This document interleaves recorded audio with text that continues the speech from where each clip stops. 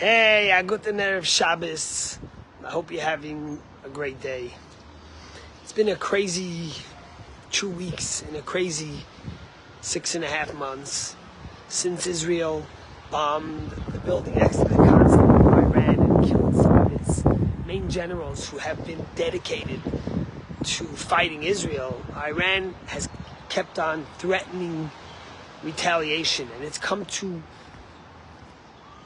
a peak where America has warned and asked its citizens not to travel out of the big cities in Israel, of Tel Aviv and Jerusalem.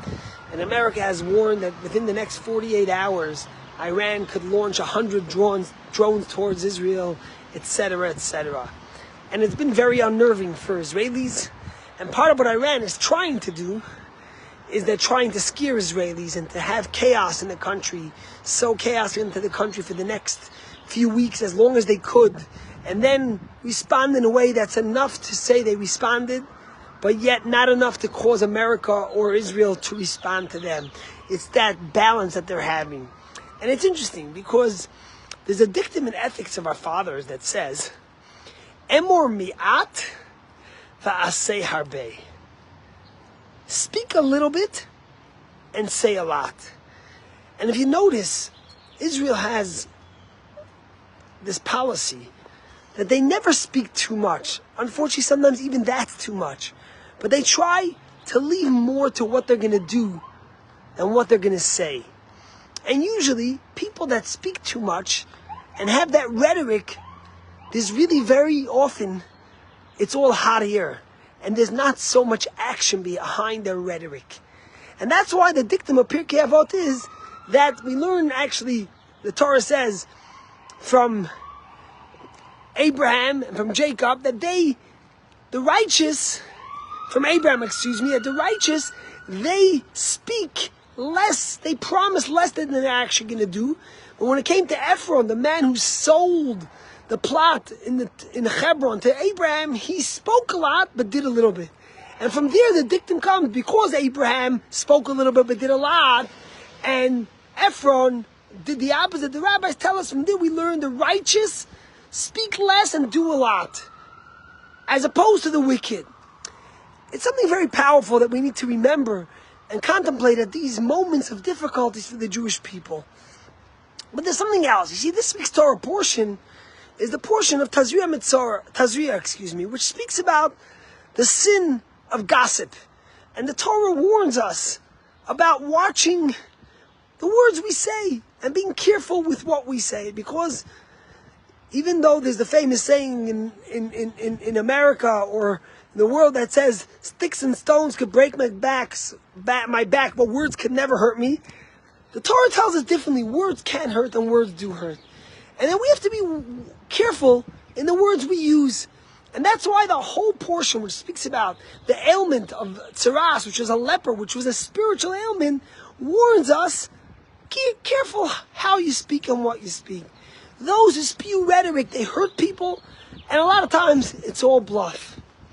But it's interesting because the most important prayer we say every day is the Amidah, or one of the most important prayers. You could say Shema or the Amidah, when we take 3 steps backwards and forwards and we enter into the most inner chamber of the Almighty and we pray silently and we ask all our requests.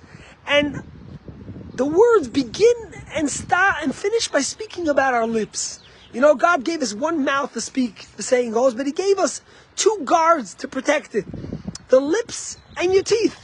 Because you have to think twice before you speak once. You know, my friend Bob Kraft always mentions, and he says that with the Patriots, he always tried to measure 9 times and cut once. That's how careful they were, the thought process.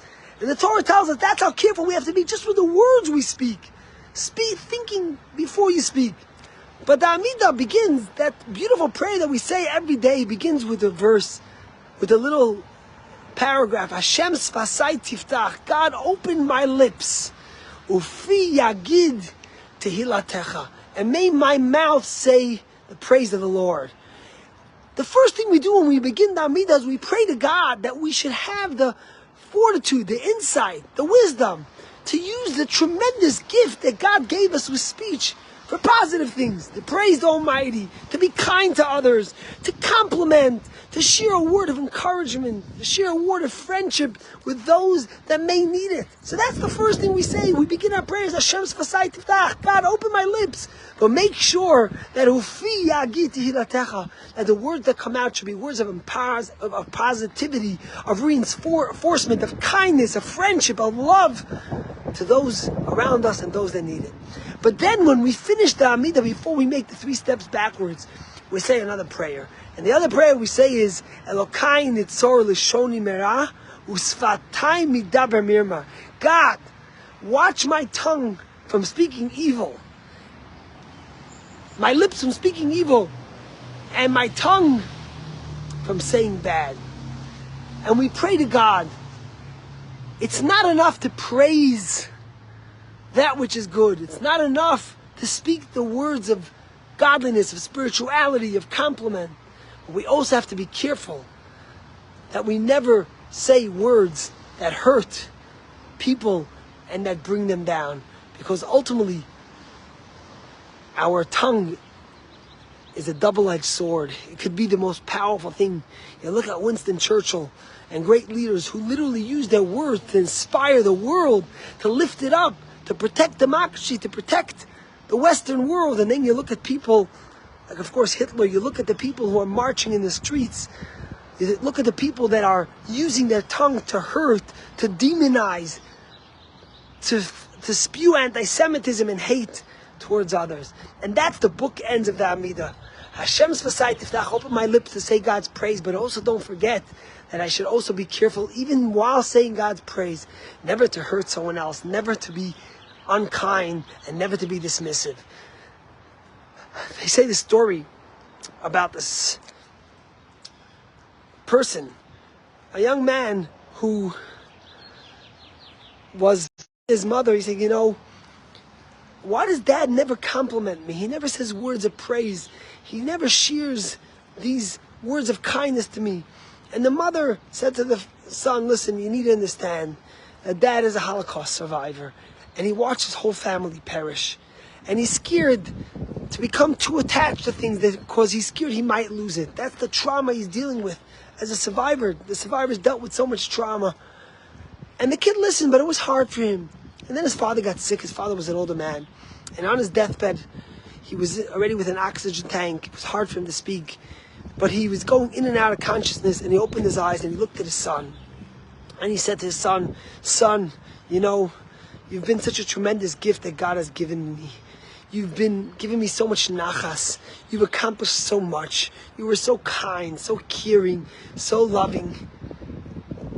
And I just want you to know that. And then he drifted back out of consciousness and he passed away. And the son said, you know, there's been many great days in my life. The day I got married, the day I met my wife, the day I had my first child, the day I built my business. I've had many accomplishments. But no day has meant more for me than the day on his deathbed that my father told me those words of encouragement and told me how proud he was of me. We all need this, and we all could use it. And that's why the Torah portion warns us about speaking gossip. And that's why we begin and end the Amidah with the words, may our lips give praise to the Almighty. And then we finish it with the words, may we never use our words to hurt others. Iran might be spewing a lot of hate and rhetoric, but we don't know what's going to happen. But we also know that God is watching us. And we know that we're in the month of Nisan, in the month of miracles. But usually, those who spew so much hate and rhetoric, it's because there's not much behind it. Israel would be wise to speak less and to use their efforts for action to protect the Jewish people, to protect Israel, and to keep to our promise that never again means never again, and never again means right now. Shabbat Shalom, and we hope to see you tomorrow in Shul to celebrate Shabbat.